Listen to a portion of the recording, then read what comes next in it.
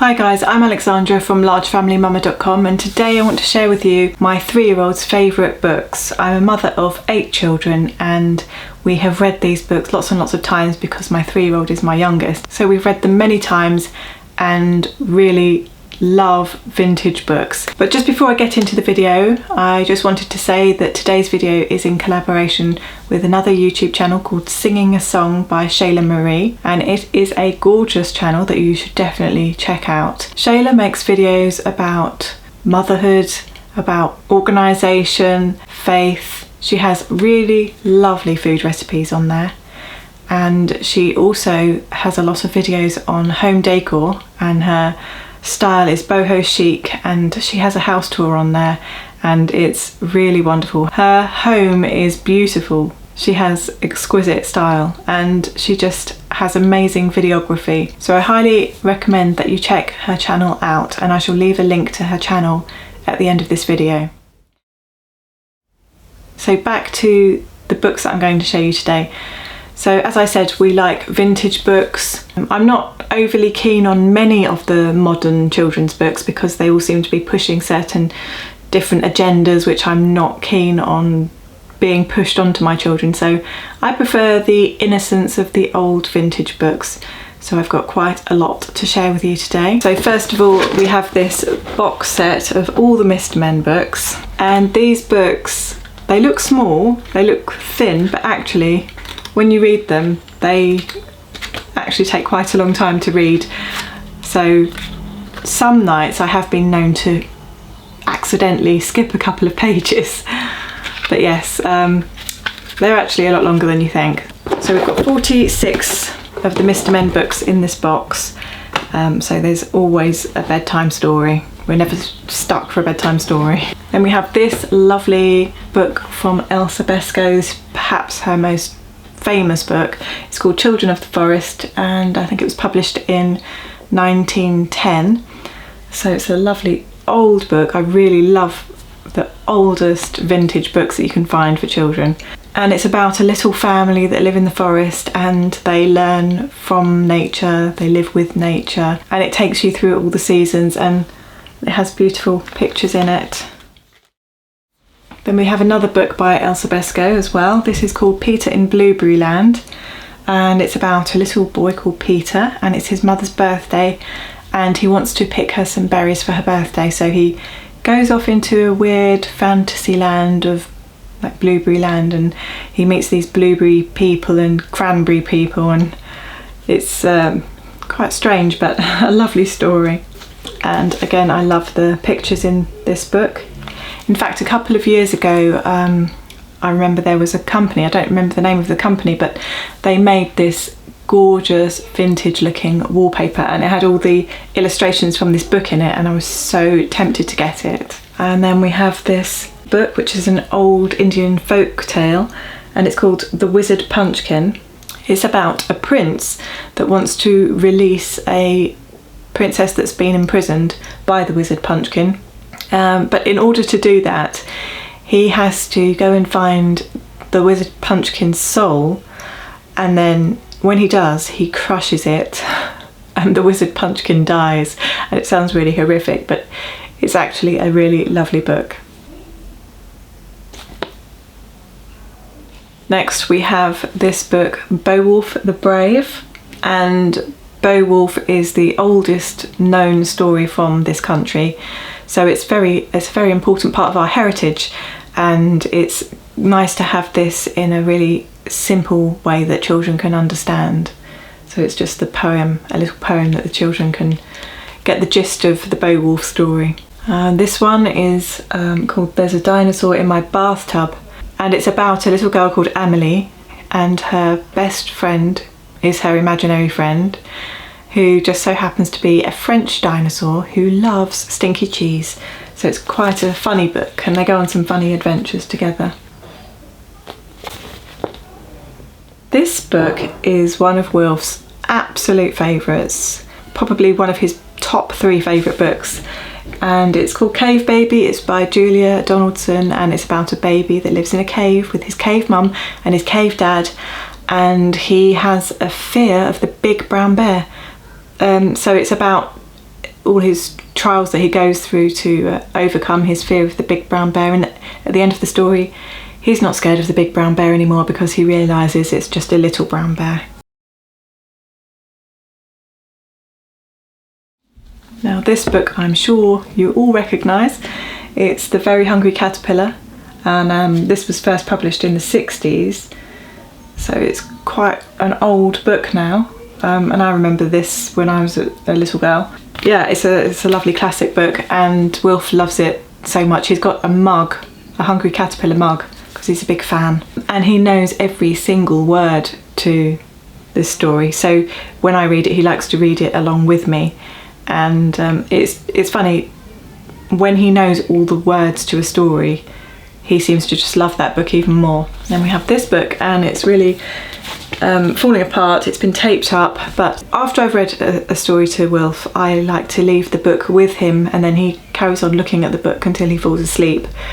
And I'd rather that he did that and developed a love of books, and that they got a bit battered and worn out, rather than have them on a shelf that he can't reach looking all pristine. To me, you know, I just want him to appreciate and love books. So this one is called Angelina and Henry, and I think one of the reasons that Wilf loves this book so much is because it's got Henry in it, and he has a brother called Henry. So sometimes what we do is we change the name Angelina to Scarlett, which is his sister's name, so we read it as Scarlett and Henry. And this book is about a couple of young mice, and they go on a camping trip with their Uncle Louis. The two little ones go off to go and collect some firewood, and they get lost, and it's about them overcoming their fears, and in the end all is well. And I love the artwork in this book, and the artwork in books makes a huge difference. I really appreciate it when there is good artwork in children's books. Next one is called The Pet Person. This is another old book, and it's about a dog that wants a human as a pet, but in the end he really doesn't like the idea of it, so it's quite a funny book. Then we've got another book which is another old folk tale from India, and it's called The Tiger Child, and it's about a tiger, and his fire has gone out, so he's run out of fire and he needs more fire, but he can't go to the village because the villagers would be too scared of him, so he sends a little tiger cub to the village to go and get some fire for him. But the tiger cub forgets the reason why he went to the village, and he ends up being a domesticated cat. This is called The Apple Cake, and it's about an old lady, and she really wants to make an apple cake, but she hasn't got any apples. All she has is plums. So she takes the plums and she goes and exchanges them for something else, and then she exchanges that thing for something else, and so on until eventually she gets the apples to make her apple cake. And then at the end of the book there's a lovely apple cake recipe, and I cannot even tell you how many times I have made that apple cake. Many times, and it is delicious. It's a bit like a fruit loaf. It's really nice. So this book is definitely worth getting, not just for the story but for the recipe at the end. Then we have the story of Goldilocks, a lovely little fairy tale, and I love old fairy tales, and I just imagine my ancestors telling them generations and generations ago, and I always feel like they're trying to pass on some hidden knowledge, and that there's always something in the story that has a bit of a deeper meaning. Yeah, I love fairy tales. Next, another one that I'm sure you have all seen many times before. This is The Gruffalo by Julia Donaldson, and we've read this one hundreds of times.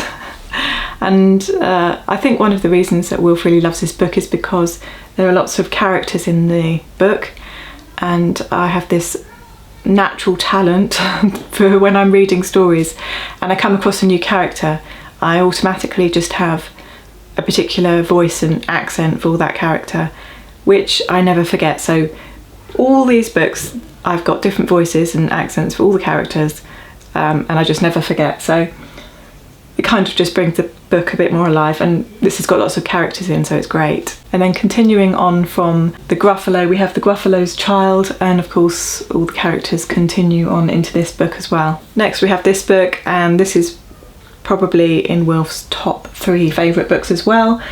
It's a little bit babyish for him now, but he absolutely loves it and he knows all the words to it. And it's peekaboo pop-up nursery rhymes, and inside you just have the houses pop out like that, and Wilf likes to look through the little windows and see inside the houses.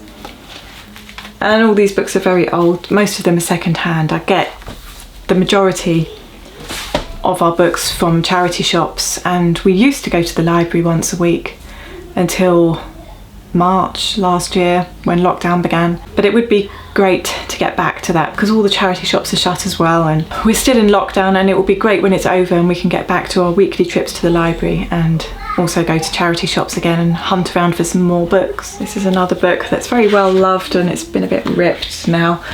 It's called Little Bear's Special Wish, and it's about a little bear, and it's his mother's birthday and he wants to find her a gift. He doesn't know what to get her, so he wanders around and eventually he gets a shell and has some water in it, and it reflects the star from the sky in it, and he gives the star to his mother for her birthday. And then the last one is The Smartest Giant in Town, another Julia Donaldson book, and probably in Wilf's top 3 favourite books. I think part of the reason that he loves it is because I do a very funny voice for the giant, and also I have this other amazing gift where when I come across where someone is singing in the story, I have a tune already in my head, and I always remember the tune for each book that has a song in it. So yeah, a bit weird, but I love telling stories to my children. It's one of my favourite parts of motherhood. They are all the books. So I really hope you enjoyed having a look at our favourite books for 3-year-olds. And don't forget to head over to Singing a Song by Shayla Marie. And if you watch one of her videos, then do leave a comment just saying that you headed over from my channel. So next week I'm going to share with you my 6-year-old daughter's favourite books. Again, a lot of vintage books. So make sure you're subscribed for that, and give this video a big thumbs up, and leave a comment below just telling me if you recognised any of those books from your childhood, and if you prefer vintage books or you prefer the modern books. Thank you so much for watching, and I shall see you again soon. Bye!